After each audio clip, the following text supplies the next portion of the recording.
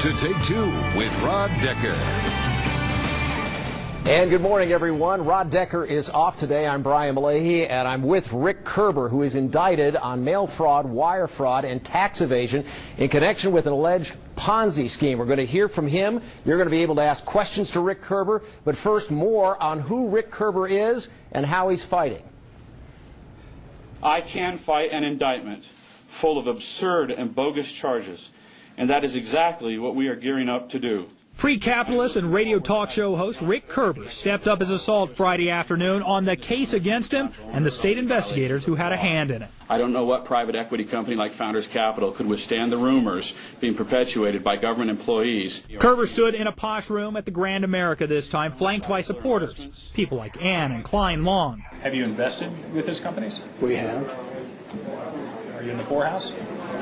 Pretty much right now. The Longs maintained Koerber never encouraged them to do anything dishonest, and the investment risk was theirs to make. But a federal grand jury indictment charges Koerber with mail fraud, wire fraud, and tax evasion. It says he used seminars, online classes, and associates to suck people into a $100 million Ponzi scheme. U.S. Attorney Tolman stepped up and took this complicated case and devoted the resources necessary to do the job right. Much of Koerber's ilk is directed toward Utah Department of Commerce Executive Director Francine Gianni.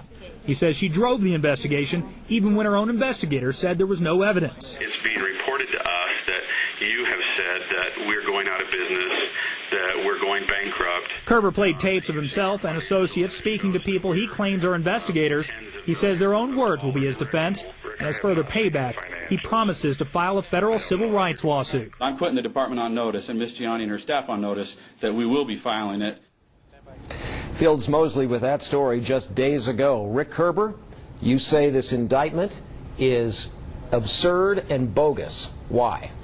Well, I mean, there's a long history that goes along with it, and everything that's led up to it has just been ridiculous. It's like the government makes up their mind in advance what they think may have happened, and facts be dang, you know, they're gonna prove their case, but there's plenty of evidence that indicates this is ridiculous.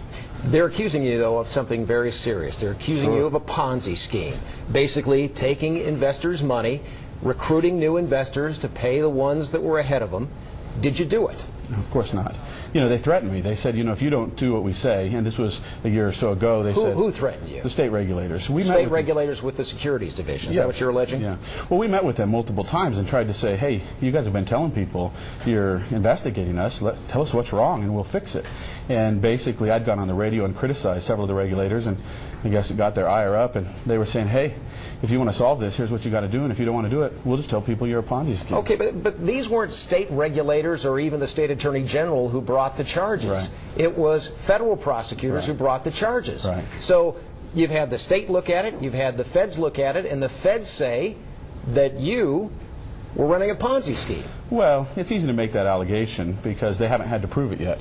And you have to understand, they didn't do this independently. I mean, Francine Gianni was sitting right there next to him at the press conference, and in the press release they say they're going to continue to carry out their investigation with the Utah State Department of Commerce. So, you know, I hope the federal government is more fair than the state has been, and I'm confident that if we can get a good, fair hearing on this and let the facts come out, the story will be much different than the story they're telling. How much money do people invest with you?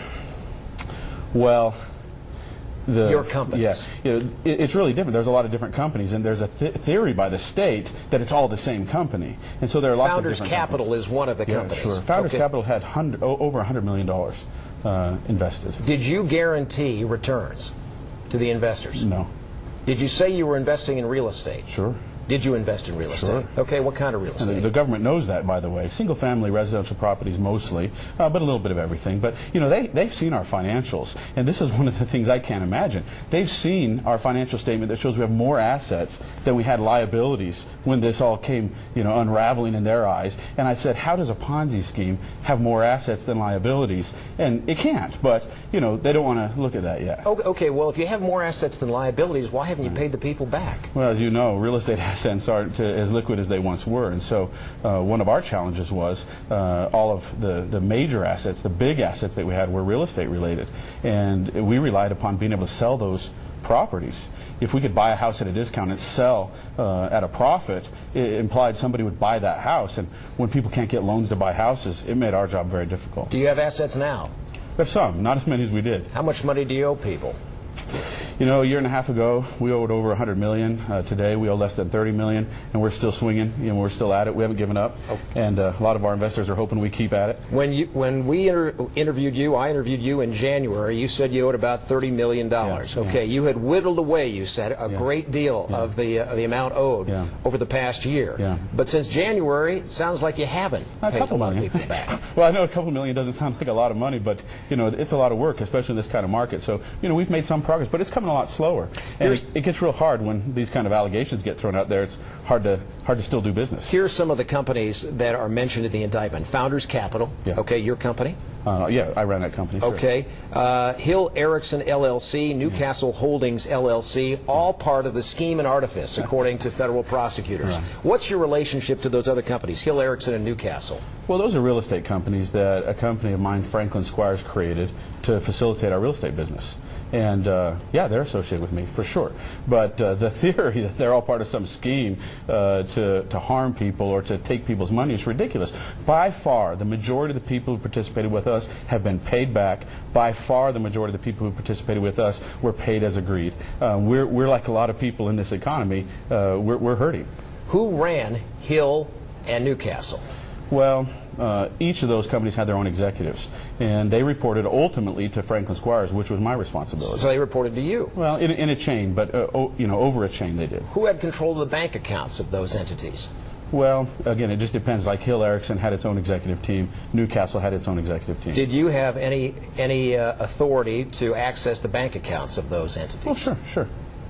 Okay, and so those companies are not separate. When you talk about those companies are not separate from ultimately you. Well, they're related, but they're not the same company. They have different owners, they have different operating agreements, and they have different missions. You know, I do have something to do with them. Of course, I mean, I'm very open with that, but it's a different thing to say they're related than to say they're part of a scheme to somehow underhandedly do wrong. And they certainly are not. And it's an insult to the good people who've worked with us for years, who've worked hard and done a lot of good for the government to just cast out these aspersions. And they're not going to look very good at the end of the day when this is all over. Did you take some of the investors' money that you said was going to go to real estate and spend $1 million for fancy cars and $5 million to make movies?